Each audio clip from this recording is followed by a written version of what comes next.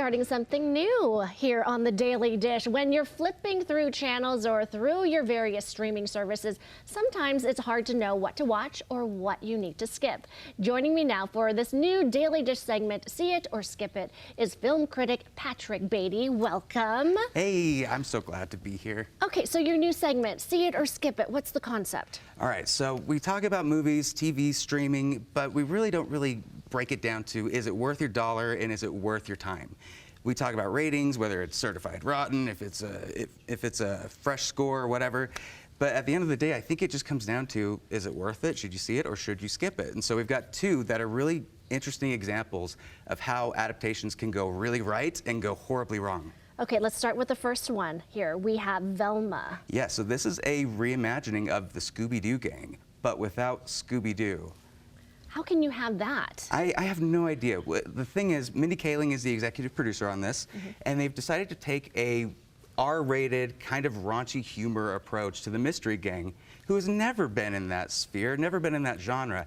Every single critic, even if you're on the right side of the aisle, the left side, as far as political, everybody has panned this thing, saying that they don't know what this is, who this is for. The humor just doesn't work, and at the end of the day, it's one of those examples of you can have an adaptation of intellectual property that people know and love, but if you change too much, it disappears. Well, we love Velma, but how can you not have Scooby-Doo in it, right? Exactly, and the mysteries, maybe they'll start. The show started last week, the first 2 episodes, so it'll be going weekly.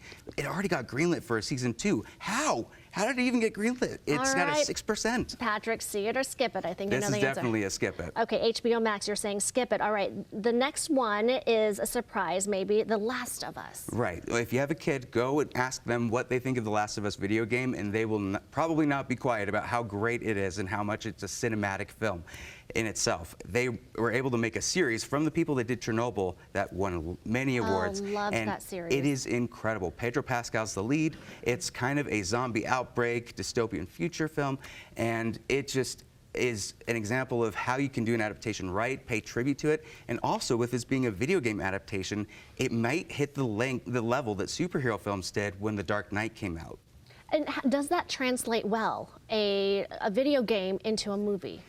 History has told us not very well. It depends on what you do. We've seen Jumanji work, we've seen Sonic work, but we've also seen the Super Mario Brothers back in the day go horribly wrong, or the first Mortal Kombat, or all of those old ones that are just kind of silly in itself. But this does a great job of taking the source material seriously and giving you great performances. So Patrick says see it. They're both on HBO Max. One's a skip it, one's a see it, and this one definitely is a see it. And you can see Velma.